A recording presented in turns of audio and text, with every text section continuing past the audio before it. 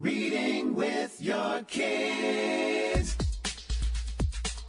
Hola, ni hao, konnichiwa, assalamu alaikum, shalom, jambo, bienvenidos. Hi, my name is Jedley, and this is the Reading with Your Kids podcast.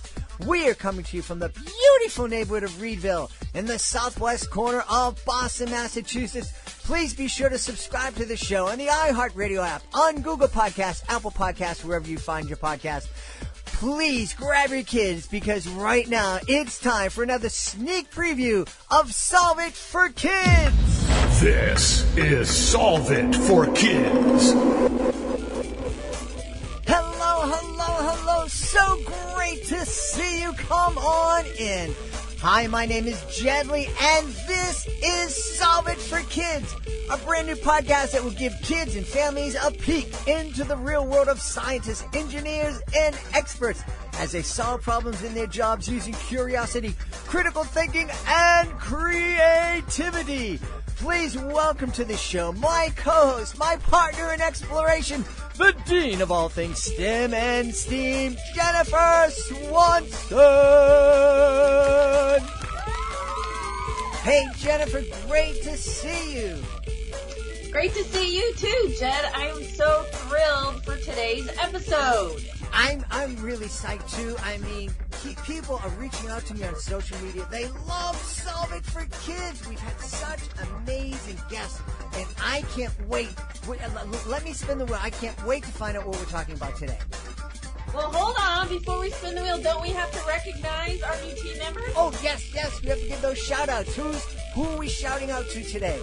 Well, today we have two. Ooh. So, welcome to the Solve It for Kids team, Samantha and Akeem. We are happy to have you as part of our team. Hey, Samantha and Akeem. That's awesome. Jennifer, how can kids join our Solve It for Kids team? Well, it's really easy, Jed. All you have to do is go to our website, solveitforkids.com, and click on the link that says Become a Team Member.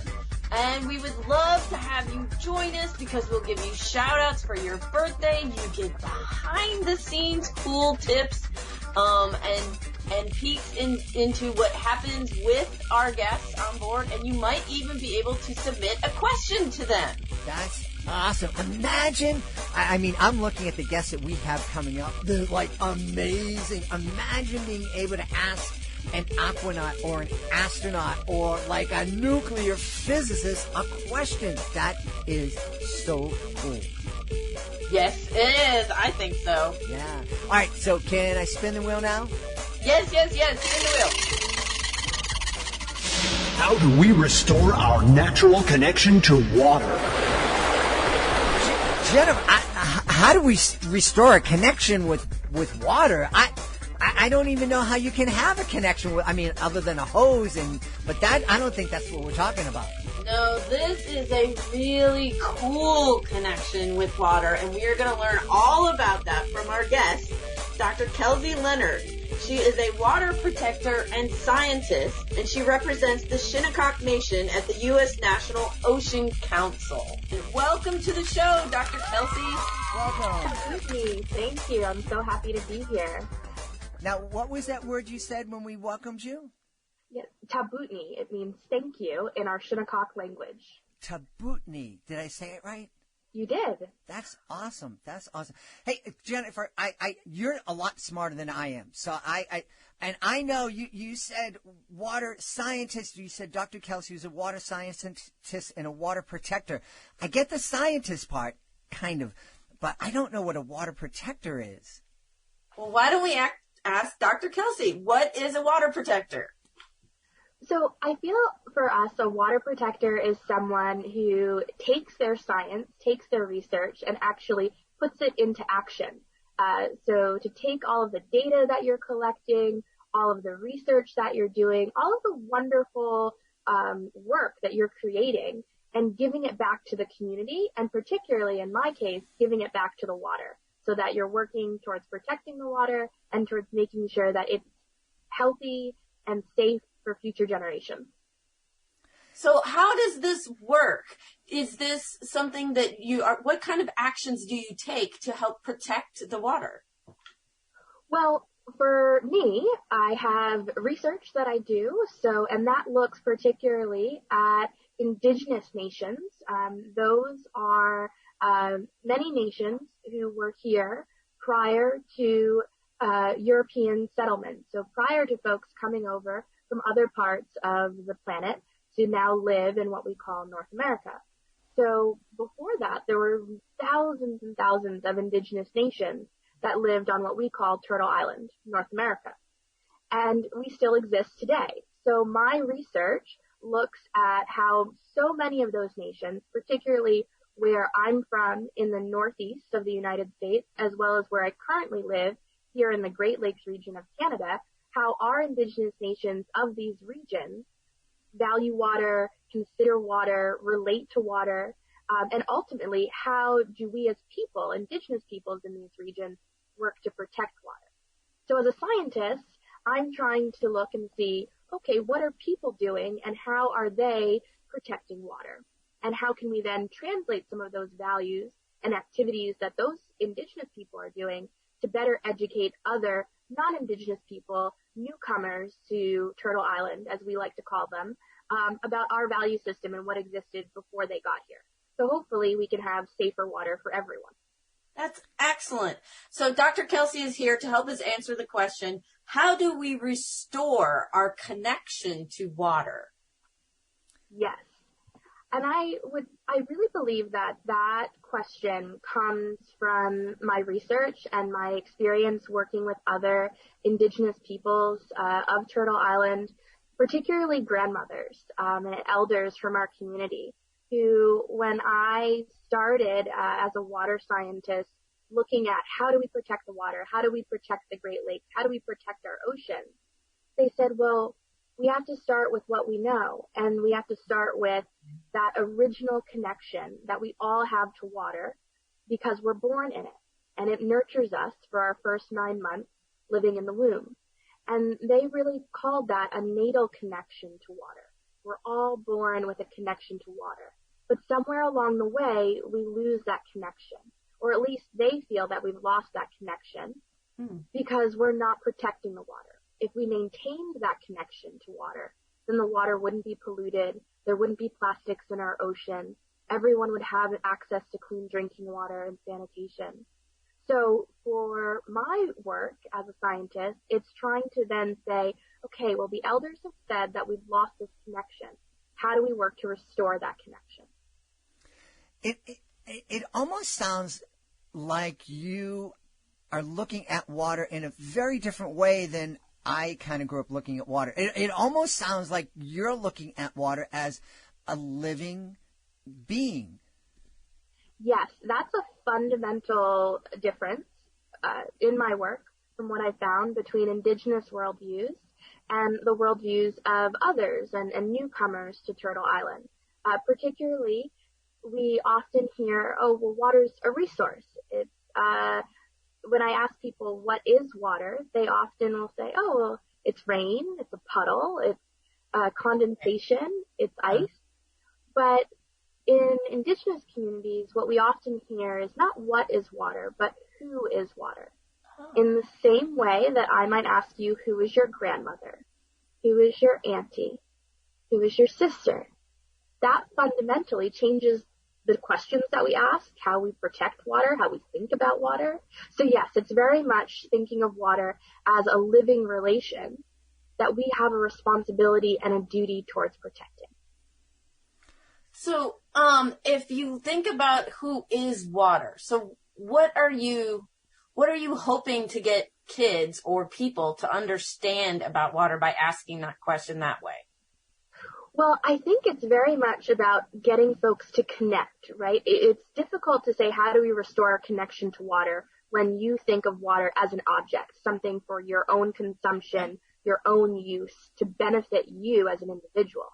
But when we say that water is alive and water has its own rights to exist and to be healthy and to be happy, that changes the way you might think about how you connect to water, not solely as something for your own individual use and benefit, but that you might go out and say, "Hi, water, how are you doing today?" That you might actually go and look at the water close to you and say, okay, oh, well, there's all this litter. Why is this litter here? Why are we not taking care of this beautiful relation that's so close to my home? And if we start to fundamentally make that shift in our thinking, that could really change our whole dynamic across the planet and the major crises that we are facing when it comes to our waters being threatened. I love the way you put that. And absolutely, if I'm thinking about water the same way I think about my grandmother, boy, oh boy, I'm going to be so much more careful about what I put into it and about what's going on with it. Exactly. And I think the other takeaway is that restoring our connection to water is also about restoring our connection to each other, because water connects us all. What you put into your water is eventually going to impact my water because of the hydrological system is all connected. Science shows us that. So where our thinking has sort of put up these walls or blocks that we can't see how the water connects us all is also something that I'm trying to address as a scientist, to say, well, how can we change these ways of thinking? How can we do better? So can you give some specifics that you are doing here to try and change the views of water? Yes. Well, one of the activities that I've been working on with Indigenous community members here in the Great Lakes region are water walking and water walks. So what I've been doing is trying to document this particular activity as a form of what I call water citizenship.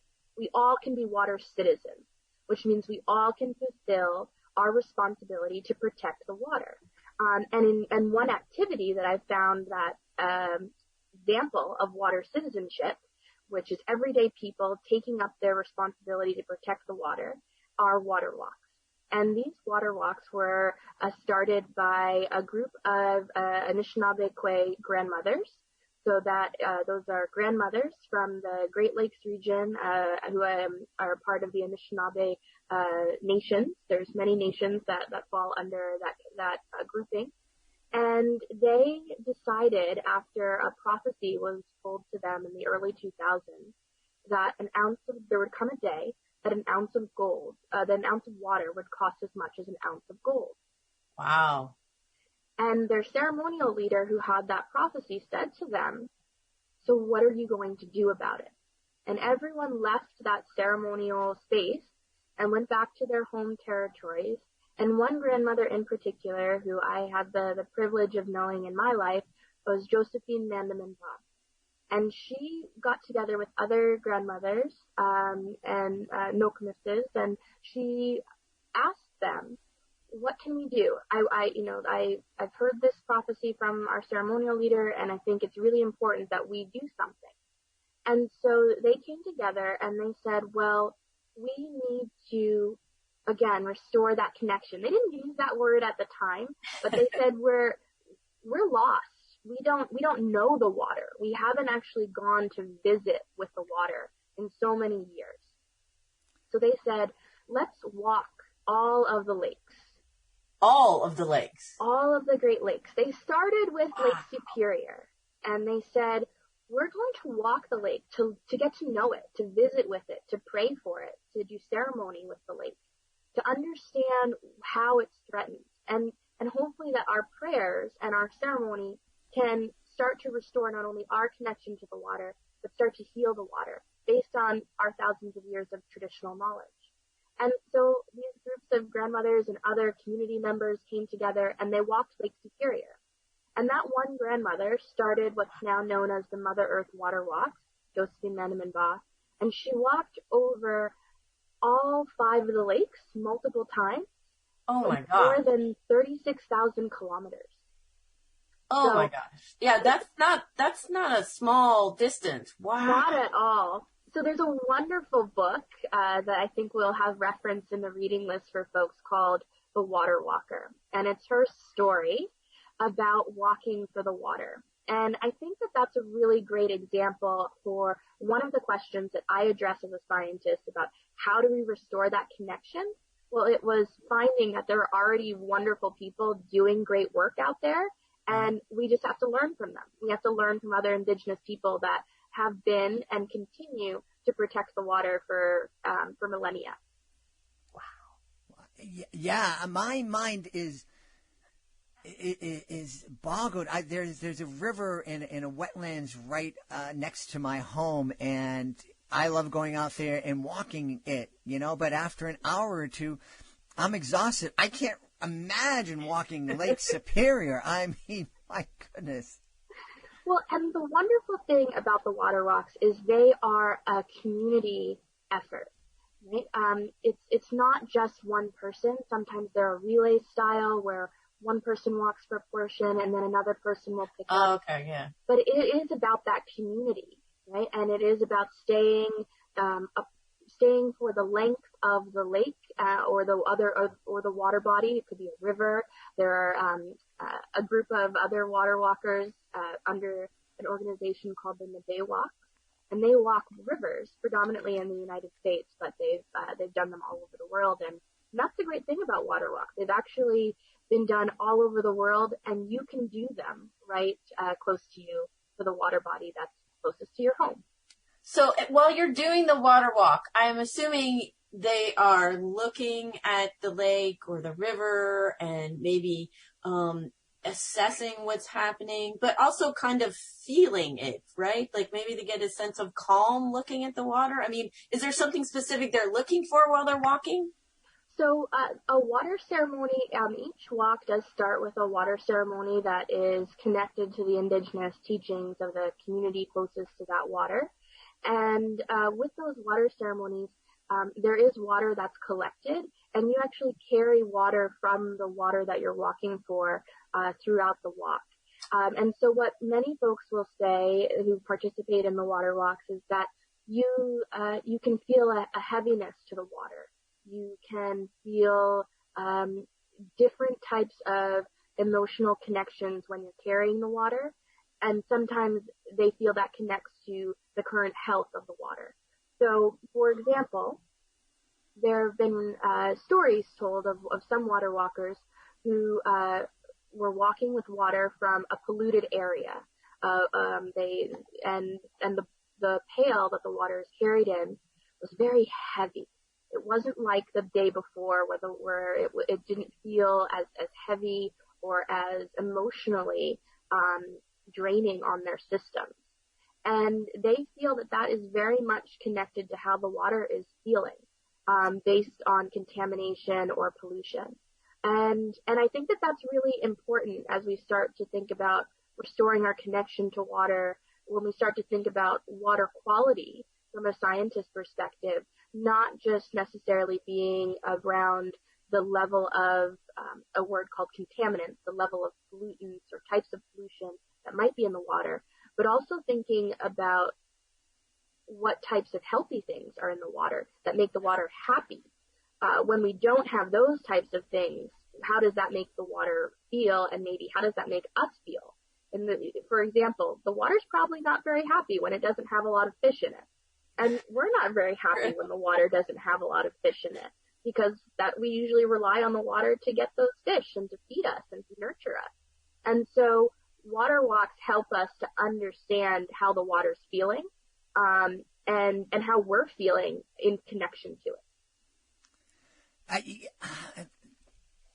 I love that image of the water being happy. Yes. And what kind of things can we do to make the water around us happy? Well, I think the first thing I would say is to get to know the water closest to you. Even if you live in a desert, maybe you have a groundwater well that's close to your home. Maybe it's going out during a rainstorm, as long as you're safe, go with parents. But going out and getting to know the water closest to you. Maybe it's a creek, maybe it's a river, maybe it's a lake. Go with parents and be safe. But I think the biggest thing is that folks don't even know the water, the fresh water closest to them, or salt water, because because I'm a bit of a saltwater baby.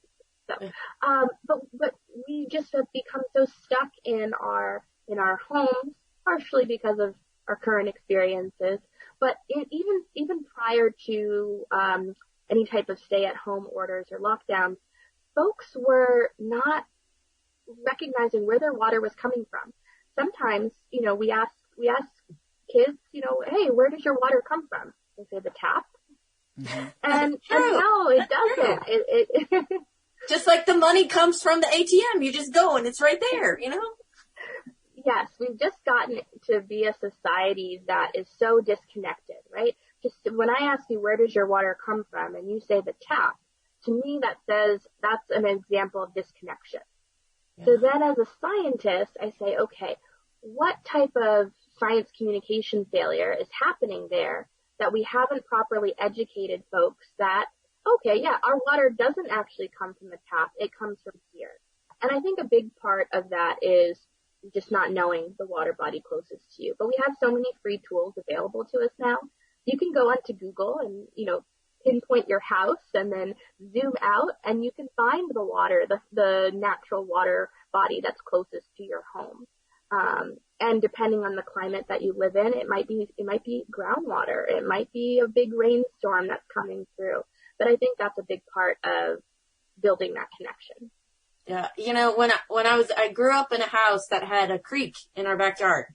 So, my most favorite memories as a kid were spending hours and hours along the creek. I mean, we knew that creek inside and out. We were down there all the time. We used to catch frogs and tadpoles, and I did many science projects on paramecium that lived in the water. And we actually, because the creek would run through the whole town, we had a very small town, we followed the creek, through most of the town one day.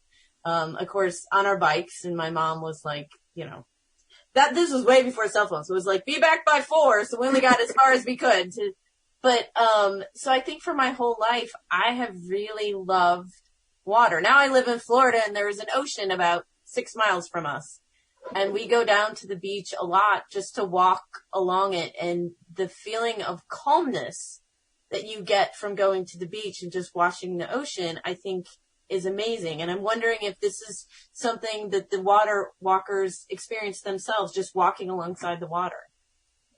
Yes, I think that there are so many emotions that water can give to us as human beings. We're most attuned or most aware of the feeling of calmness when we go to the water. Right? But we're also being a bit, there's a phrase called self-selective, in the sense that we're picking spots that have already been cultivated for that calmness, right? So a nice, pretty beach with chairs set out, or that you can have your towel out. But there's so many other spaces where maybe the water isn't as pristine, or the land around the water isn't as pretty because people haven't taken care of it. So in the same way that you can feel that calmness when you go by a water that's been well taken care of, you can also feel senses of sadness and feelings of harm or discomfort when you go by water that's not being taken care of. And for the water walkers, they feel all of those emotions during a water walk. Yeah, it sounds like a water walk. It can be this amazing thing, but it sounds too like you could come out of it feeling kind of upset or challenged. Yes, you definitely can. You have to grapple with tough emotions during a water walk, but also beautiful emotions too, yes. Right? Because you get to see something that maybe you've never seen before, or get senses of calmness that you've never had before. But you can be challenged with difficult feelings, maybe anger or frustration or sadness. I feel like Disney made a movie about this, but with how we need to learn to deal with our emotions, and the water can be a really good teacher for that. But I think also when you are going out, you have to be aware that you might have those different emotions that are challenged, that come up, emotions that you didn't think would come up before, and then you have to know what to do with those emotions. And so it is good for you to have some time for reflection, to come home and to think about, what did I learn from the water today? What did I learn from my visit to the water today? And then once you've thought about that, maybe written a few things down, a few words down, even just writing down the emotions that you felt visiting the water, then my challenge to you would be to ask yourself, what can I do for the water? Because if I'm feeling those emotions, the water's probably feeling those emotions. We were having that connection that allowed me to feel what the water was feeling. So if I'm feeling angry, what do I do just in my normal life to feel happy or to do away with that anger? Maybe it's saying a prayer. Maybe it's telling a funny joke. There's ways that you deal drawing with a picture, maybe. Drawing a picture, yeah. You know, there's so many different ways that we deal with our emotions. So when you ask yourself, what can you do for the water? Do something like that. If you went to the water and you felt calmness, maybe that inspires you to draw a picture of that experience. That's good for the water too. If you went to the water and you saw so much litter and trash and that just made you so angry, well, go with your parents or with someone and do a beach cleanup, do a river cleanup. Take a trash bag, make sure you have all the safety protocol and safety items that you need to do it safely, but then go and clean some of that up. And you'll feel better and the water will feel better. That's true. Yeah. I'm wondering, Dr. Kelsey, I love what you're saying, but it's not something that we hear a lot. Yes. And I'm wondering if a kid goes to school or is in a Zoom classroom and starts talking to kids or the teacher about, hey, let's do a water walk and talk to the water and feel all the. I'm thinking that there might be kids in the classroom that like make fun of them and say, oh, that stupid water doesn't talk to you and doesn't feel emotions. How can we help our kids kind of have the courage to kind of push through those feelings that they may, or opinions that they may run into? Well, I definitely think it's something that we can work with schools and work with teachers to implement in their classrooms, so we don't put that burden on children, right? They shouldn't have to feel that. We should be giving them opportunities to explore and to connect to nature and to connect to water. And so there's a wonderful program that was actually started by an elementary school teacher named Peter Cameron in honor of Josephine Manneman Bob and Milton that walked all of the lakes out of Thunder Bay, Ontario, Canada. And the program is called the Junior Water Walker. And he has a website that provides curriculum on how to implement the Junior Water Walkers program. It's actually in, I think, over 200 classrooms around the world. You can go and sign your classroom up through his website, and you can see their Google Map. And so what I would say to someone listening today that's really interested in wanting to restore their connection to water, maybe even have a water walk for your school or classroom, is to partner with the Junior Water Walkers. Go sign up through them, and you really will have a wonderful template of how to do this and do it well in your community. I love that. That's fantastic, because now you've given kids something to do, because, the kids of today actually are very smart, I think, and they want to do things to help with the environment and to help with the communities. And this right here is a great example of something that they can do. And the other thing I want to say is, most of us, when we think scientists, and we've talked about this before in the show, we think, oh, this is like a person who just goes to school and learns stuff and, goes out and takes samples. But you're asking people to expand their thinking and the way they look at water as a scientist. And I think that is incredible. Yeah. Well, thank you very much. But I think that's where we have to start, because to be a great scientist and to have scientific innovation in our world, we have to ask the right questions. Yes. And our questions come from our thinking and our worldview. And if we're not starting on the same page and understanding how each of us may think differently and have different cultural values that inform that thinking, it's really difficult for us to ask the right questions later on for scientific innovation. I love that. And again, Jennifer, so many of our guests have come on and talked about the fact that one of the ways to solve a problem is to ask questions. Yes. Yes, absolutely. I mean, we get that all the time, and we all know that science is fluid. It's not, this is the way it works. We learn all the time about new things. This right here I never thought about thinking about how water feels. Like when I was growing up around the creek, I was there and I know that I loved it, but I never really thought about it. And we actually cleaned up garbage every time. We just did it because, there shouldn't be garbage. But now I want to do a water walk. Wow. Doesn't that sound fun? Well, and water walks come in all sizes, all types. It's really it's great to do it with other people, but you can also do it by yourself, as long as you're old enough. And I think, the wonderful thing though is even if it's a puddle after a large rainstorm or a river or a lake or an ocean nearby, going and being with the water, visiting with the water, having a conversation, you may feel out of sorts because it's something you've never done before, but I promise that after doing it, you'll feel really new emotions that you haven't felt before. And it's a very powerful experience that is good for your health and for the water's health. Yeah. Well, I know, as you're talking, one of the things I remember is how much my kids loved jumping into puddles when they were kids. So maybe those babies who are jumping into puddles, they know something that we've forgotten.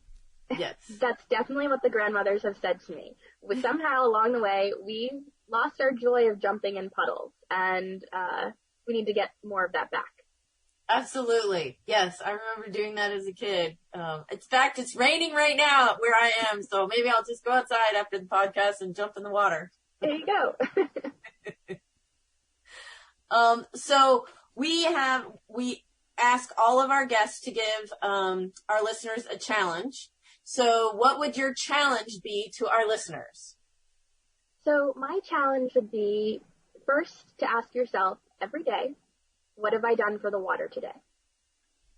And in doing that, I would then say one thing that you could do would be to go and find the water body closest to you, so the water that's closest to your home, and go and visit with it. That could be to go and sit by a creek or sit by a lake, find the well closest to your home, and just say something. It could be a prayer. It doesn't have to be. It could be, I hope you have a great day today, water. It could be, you might have some, depending on your cultural background, you might have some medicines or a gift you want to leave for the water. Maybe it's a shell, or maybe it's a really beautiful rock that you found. In our Indigenous cultures, we often will leave what we call sema, tobacco, down for the water as a gift and a prayer and an honoring to say thank you for all that you do to sustain us, because in our teachings, water is life. Without it, we don't exist on this planet, and the planet doesn't exist. So that would be my challenge, would be to go and find the water closest to you and get to know it. Visit with the water. So, listeners, that's what we want you to do. You can either take a picture of the water that you visited, or draw a picture.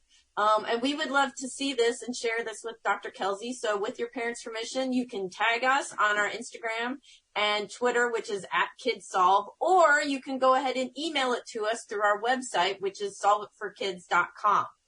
And that's where we're going to have Dr. Kelsey's, we'll have the link to the Junior Water Walkers.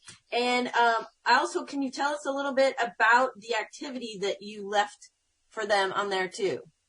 Yes, so there is a great Indigenous scholar and game developer. So there are some really cool Indigenous folks that are thinking into the future and developing digital games from an Indigenous perspective. This scholar, her name is Elizabeth Lapin, and she created a wonderful activity tool called Anishinaabe Ways of Knowing Nebe, water. So in various Anishinaabeg languages, the word for water is nebe. And so if you go to that activity sheet, there's things in different fields, maybe it's science or geography or math or literature, all different ways where you can learn more about nebe, about water, from an Anishinaabe perspective. So from the people of the Great Lakes, the original peoples of Turtle Island. That's amazing. I'm so excited. I've already looked at the activities. They're really cool, so go check them out. Well, I want to say tabutni, Dr. Kelsey, for being with us today. Thank you. Thank you. Tabutni so much. And we also say during these difficult times, winish. So we hope that you are well and that you are staying safe and healthy. Yes. Thank you for being on our show, Dr. Kelsey. Jennifer, that was an amazing conversation. Dr. Kelsey's just fantastic. I learned so much. I'm going out and I'm going to take a water walk today. Me too. I'm with you. And we want all of you to go out and do water walks as well. And you can take a picture on your water walk or maybe draw something afterwards with what you saw or what you learned. And then if your parents give you permission, send us those pictures either through our website. You can email us or tag us on our social media on Twitter and Instagram at @KidsSolve. We would love to see your pictures. Absolutely. And once again, Jennifer, if somebody wants to become a team member here at Solve It for Kids, what should they do? They should go to our website, solveitforkids.com, and click on Be a Team Member. That's awesome. Well, Jennifer, this has been incredible. I learned so much. I'm like becoming, as we say up here in Boston, I'm becoming like wicked smart listening to the show. That is the idea, and we hope all of our listeners are really enjoying learning all about these amazing scientists, engineers, and experts and artists. Just keep listening because we have more awesome people on the way. Hey, see you next time on Solve It for Solve Kids. It for Kids.